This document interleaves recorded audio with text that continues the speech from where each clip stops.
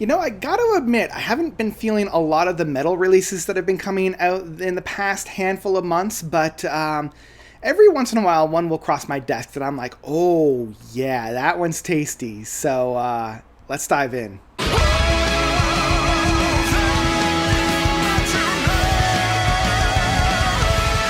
Nascence by the Aphelion. So, the Aphelion is an Ottawa progressive metal band hailing from Canada, my home country. And yeah, this is their sophomore record following up their debut of the Labor Division. I haven't actually listened to that record, so I might want to go back and give that one a listen to. But we've got a roster of chaps on this one. We've got James Carbell on keyboards, guitars. We got Taylor Davis on lead guitars, backing vocals. Evan also on lead vocals as well as bass guitar.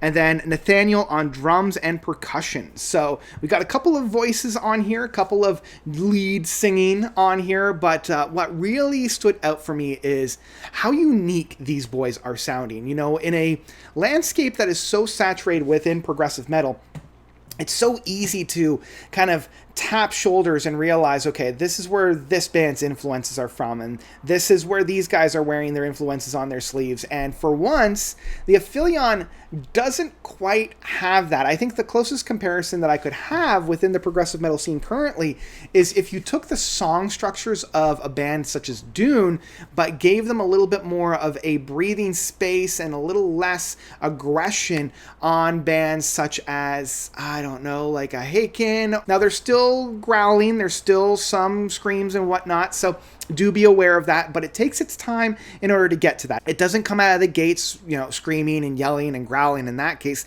it allows the songs to build, and it does the thing that I love within bands that use the growls and use the screams in using them as contrasts to the rest of the sounds overall. And I love the structure of this album. We got 8 tracks across 47 minutes worth of music, and that is the perfect length for an album such as this. And I love that we've got some longer tracks, we've got some shorter tracks. In fact, the opening track of Pre-Nascent is a little bit of an interlude. It's kind of reminding me of like Neo Obliviscaries, you know, with some violins, with some programming, lots of synths going on there to allow the song to open up that then bleeds right into the second track of Nascence. And one of the things right off the get-go that I really loved and grabbed onto was one of the lead vocalists is very operatic, and that's something that we don't get a whole lot. It was reminding me of DMG, I believe, from last year.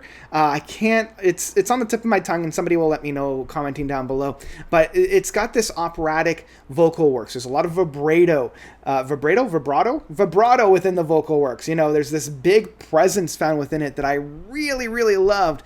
And again, they don't come out of the gate blasting on the doors. They allow the atmosphere to build. They allow it to manifest itself. But we still have a little bit of the blast beats. You know, we still have a little bit of the chuggy guitars. But what these boys do so well is they allow the track to grow. Even within the third track of The Seed of Doubt, it starts off with this almost like this prominent bass work, you know, something that like a Roger Waters would put down on a track like One of These Days, that allows the rest of the track to build itself around it. You know, they're laying down such a solid foundation for everything to rise up above it. And this is where the band really kind of shows themselves as being as very special. You know, within the fourth track of Fragility, we have this very heartfelt and almost like fragile, you know, very intimate and vulnerable moment within the string works and the synthesizers and the lead guitar, you know, kind of having this duet going back and forth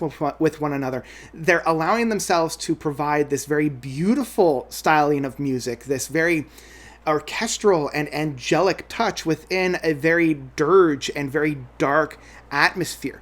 You know, it's something that I really love when they're able to kind of balance these two ideologies and not make it a slurry. You know, you can still hear the darkness and the dirge while hearing as well the angelic and the beautiful and sublime. Then we get into the heavy mist, and once again, we get that dirge, we get that chug, we get that oomph, but I think the star performer really is the vocal works. The vocal works are so heavenly, especially when we get into that midsection and they're just overlaid among one another. We get into that falsetto styles, and it's so high.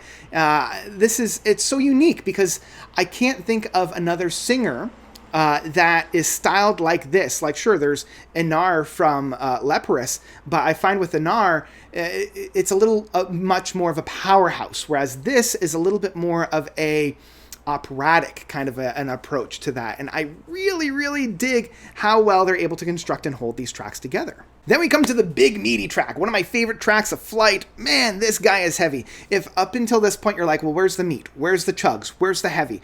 And there have been many, many meaty, heavy moments prior to this, but Flight is where we get that oomph. We get that real punch in the face. If you're a metal fan, this is where I would start.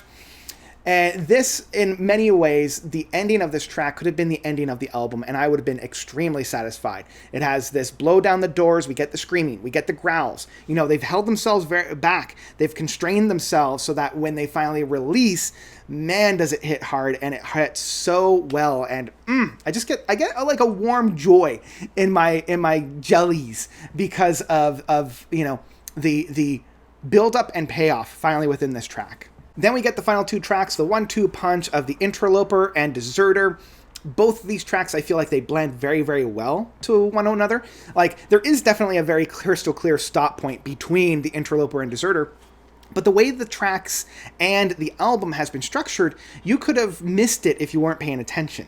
You know, it's one of those moments where you're like, oh, that's where the break is, because of how well they seamlessly go from one track to the other. And man, what a powerhouse. Like, this is a great prog piece. You know, these two tracks creating about 15 minutes worth of music. I gush every time I listen to this. The build-ups, the payoffs, I'm getting flavors of some of the heavier moments from Haken. I'm getting flavors of some of the more atmospheric moments from Leprous. And even with those monikers, they're really just like flavor palettes. What these boys are able to do like stretches and goes beyond that and creates something very, very interesting and intricate. Ends on a high note. Those three tracks, Flight, Interloper, and Deserter, are the highlights, and I love the fact that they end on those moments because it allows those opening moments, those, you know, the handful of pre-nascent, nascent, speed of doubt, and fragility to really be their own thing and allow them to build up for the big payoff at the end of this album. This is how you construct a brilliant progressive metal record, and I wish more bands were doing it this way. But as it is, I love this record, and I will say over my final rating of this record, Nascence by the Aphelion is an album I absolutely love with my whole heart. This one is an absolute blast. This one gets the note seal of approval. This is one of the best metal albums I've heard all year. The build-ups, the payoffs, it's everything that I want out of a great progressive metal album, and I hope more people are introduced to the band through this. I hope more people enjoy this because these boys are still very fresh and very young. This is only their second album, and I can't wait to hear what they have in store later on. So yeah, this is a 2 thumbs up, run, don't walk to go and listen to this one. And yeah, this is like 3 or 4 banger after banger after banger albums that we've gotten this later part of the summer. I cannot wait to listen to all this great metal music that's coming out in the fall, and also keep listening to these guys as we come into, you know, the latter half of this year. So that's where I'm going to leave it. What did you guys think about this record? Did you love it? Did you hate it? Please go and listen to it and let me know of your own thoughts by commenting down below.